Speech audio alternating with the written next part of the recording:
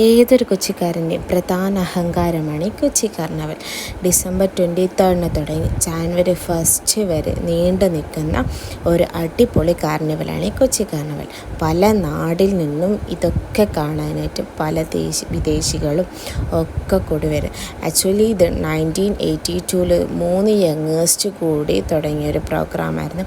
ഇന്നതൊരു അടിപൊളി പ്രോഗ്രാമായിട്ട് നീണ്ടു നിൽക്കുന്നു. ഈ മരം തന്നെ കാണാൻ വേണ്ടിയിട്ട് എന്തോരം പേര് ഏതൊക്കെ നാട്ടിൽ നിന്ന് വരുന്നുണ്ടെന്നറിയാമോ.